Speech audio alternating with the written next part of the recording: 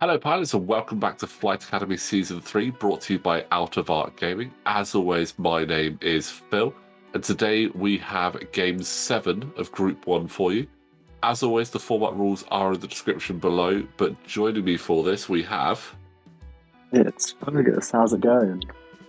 Not Great to bad, be back. Fergus. It is great to have you back. Like I said, shame you couldn't actually play, but great to actually have you to do some commentary with us. Had a list ready and everything, but then life gets in the way. I was actually quite looking forward to your list. Maybe we might have a quick discussion about that later if we get time. If we have time is the question. Yeah, but talking of lists, let's have a look and see what we've got on the table. So, we actually have myself back here again. I am running Quick Draw in the TIE SF with Fanatical, Pattern Analyzer, Proton Rocket, Special Forces Gunner, Fire Control System, and the Shield upgrade, because why would you not put that on Quick Draw, to be honest? What do we have on the other side? That's a bulky Quick Draw, but on the other side, fighting for the Rebellion, we have 10 Num with... Now this is... I'm going to need a lot of air for this, so... We have Elusive, Fire Control System, Heavy Laser Cannon, Auto Blasters, Advanced Proton Torpedoes, Hull Upgrade, S-Foils, Blade Wing Prototype Title, and Weapons System Officer. Exhale. That's a lot on there. That's a beefy 10 Num, if I've ever seen one. Just to remind everyone that these ship builds are the old 2.0 rules, so they're 75-point ship builds, so no loadout limitations, and you'll find stuff on there that you can't use, like 10 Num can't have all that. You can't have the Blade Wing prototype anymore in 2.5. No, because it's only allowed for Hera, because she was the only one who actually ever flew it. Yeah, but the actual... On the table rules, we are doing 2.5, so brutal obstacles, range 0, all of that fun stuff. Yay, brutal obstacles. Woo! Yeah, but that is one of my favourite changes. Actually, obstacles needed to be brutal, and now they are very brutal, and I love it. I mean, I kind of agree, because, like, you remember when gas clouds first came out, and it was a case of go over a gas cloud, get a strain, but essentially get the old auto thrusters ability with it. Yeah. Like, I'd run 3 gas clouds because why not? They were the beginner obstacle. I mean, they're still potentially one of the least damaging on the board. Well, they don't damage you, but they damage your future. I mean, potentially ionizing you is always going to be tricky. You have long-term damage. Yeah. But I think we tried to do 2 asteroids, a debris, and a gas cloud on each table. But nice little K-turn there from 10 Num. Taking the stress already. Yep, he loves that stress. I love 10 Num. And again, I apologise for my 4B wing list. We'll see if it's still viable when the points come back, when the points are updated. Obviously, we've recorded this prior to points update, so it might have changed by then. But that's a nice 28th of October when Yavin comes out. That's 3 hits going through. Do we get an elusive spend?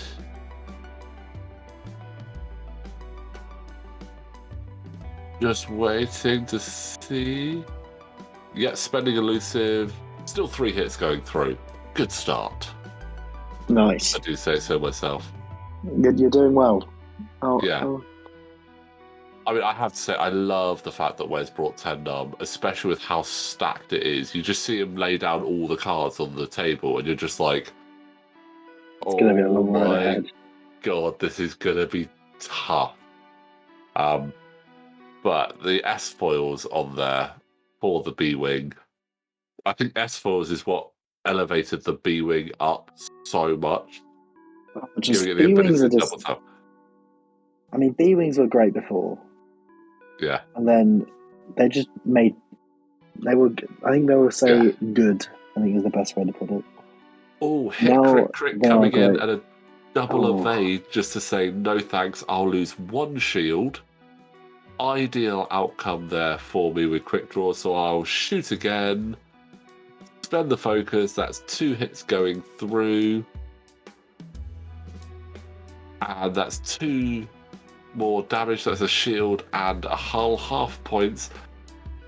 Now, obviously, Wes does have the stress, so he can potentially look at double tapping, but I think he's actually out of range. No, I think he's actually just in range of auto blasters. ooh, he does.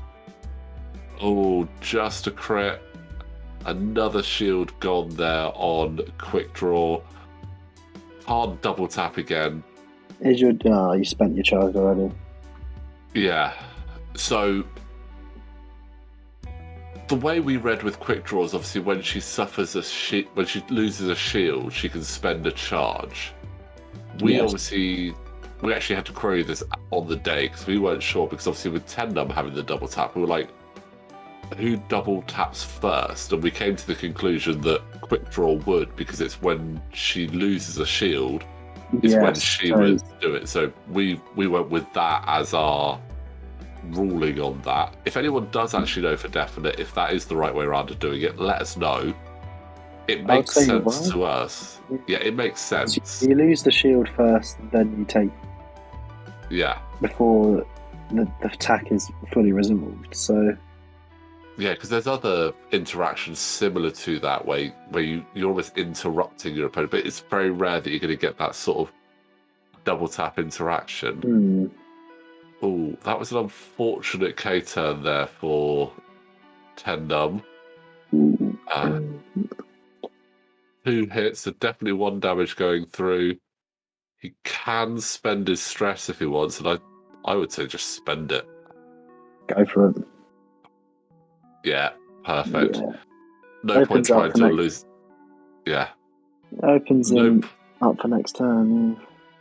Yeah, no point trying to elucidate. You could go to a blank, and at least it leaves him free now to do whatever move he wants. But it was a bit of a shame. I think Wes was expecting me to go a bit faster than that. I mean, I would. I mean, when you see a TIE fighter, you think speed, but the SF is not built for speed. It can go fast, but it's like it's more a brawler than a zippy. It's a sort of a medium speed ship. Like if you think of the TIE fighter being like a fast ship, the SF's a medium ship in that sort of sense, and then you get your interceptors, which are just speed boys. Fast. Yeah, and speed girls and speed aliens. They're just very, very fast. And speed, speed, yeah.